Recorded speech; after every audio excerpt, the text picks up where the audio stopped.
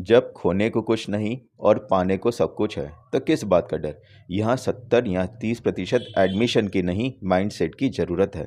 नमस्कार, मैं आपका मेंटोर योगेंद्र सिंह, एक स्कूल कॉन्सेप्ट मेकर और memory and life skill trainer.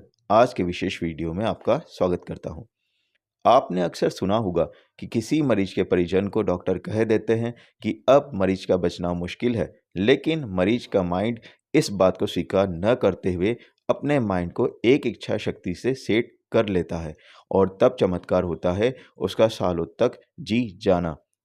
ऐसे कई उदाहरण मेडिकल साइंस में देखे गए हैं। जी हाँ, आज मैं आपसे इस स्कूल माइंडसेट के बारे में बात करूंगा।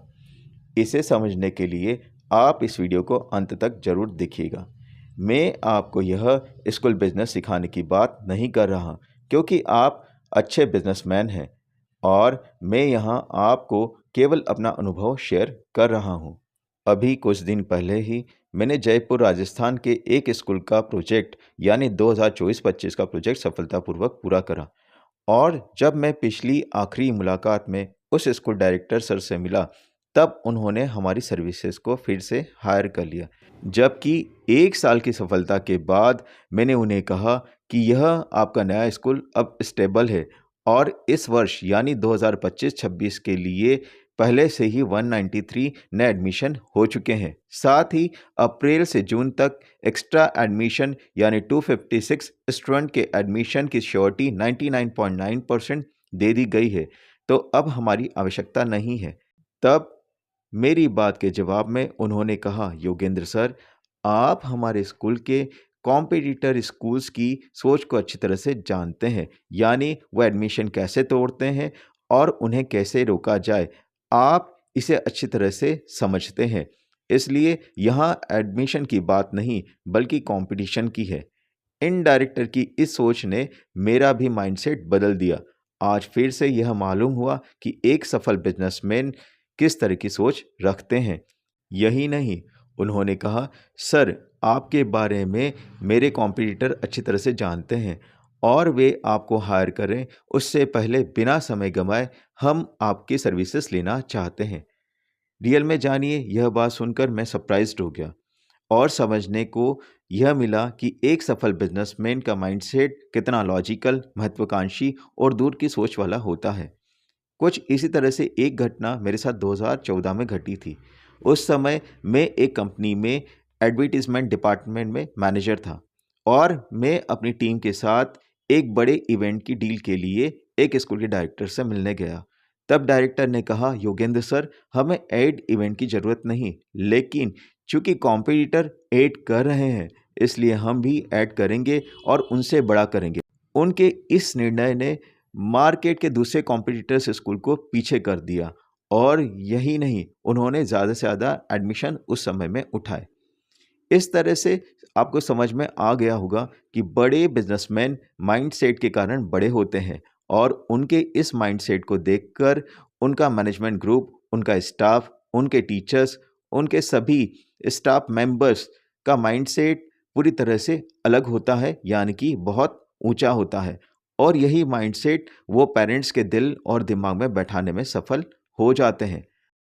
अभी हाल ही में मैंने खरगोन, हरदा, करही, ग्वालियर, जबलपुर और सतना के अपने नए क्लाइंट्स जिनके पहले से स्कूल चल रहे हैं उनकी और उनके पास उसी क्षेत्र में चल रहे दूसरे स्कूल्स की, साथ ही जो स्कूल इस वर्ष नए स्टार्ट हुए हैं उन सभी स्कूल्स के माइंडसेट को जानने के लिए अपनी टीम से R&D करवाई। तब मैंने जो रिजल्ट पाया वह चौंकाने वाला है।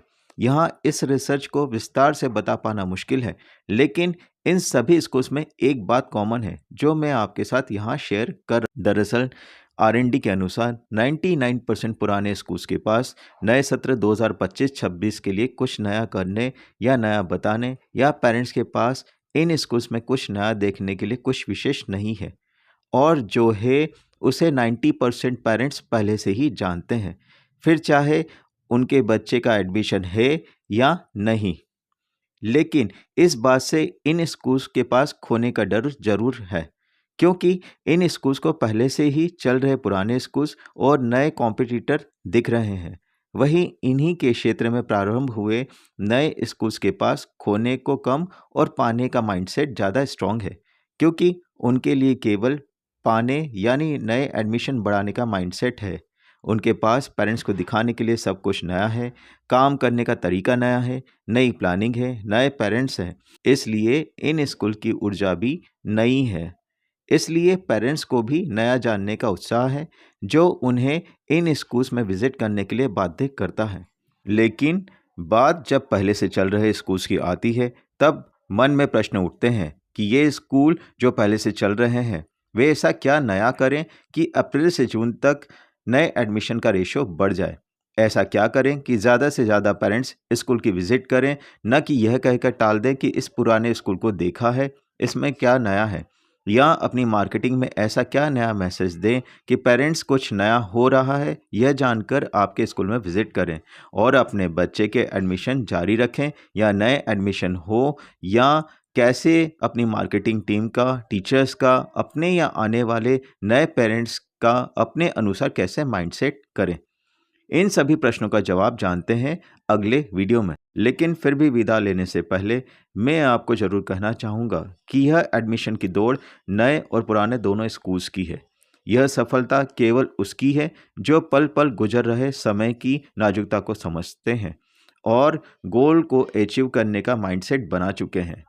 लोग पुराने स्कूल्स को उसकी उपलब्धियों से तोलते हैं, लेकिन नए स्कूल्स को इस बात से तोलते हैं कि नया स्कूल हमें यानी हमारे बच्चे को क्या नया दे रहा है जो उसने पुराने स्कूल में नहीं पाया। यहाँ एक और गंभीर विषय है। नए स्कूल्स में एडमिशन केवल प्राइमरी में नहीं होते, बल्कि बड़े बच्चों के ज़्यादा होते हैं और यही बड़े बच्चे इन्हें बड़ा रेवेन्यू जनरेट करके देते हैं। यहाँ क्या आपने सोचा है कि यह बड़े बच्चे इस स्कूल में कहाँ से आएंगे? चलिए सोचिएगा, यह आपके लिए विशेष होमवर्क है मेरी ओर से। आज के लिए इतना ही, फिर मिलते हैं इन प्रश्नों के साथ नए वीडियो में। तब तक के लिए धन्यवाद।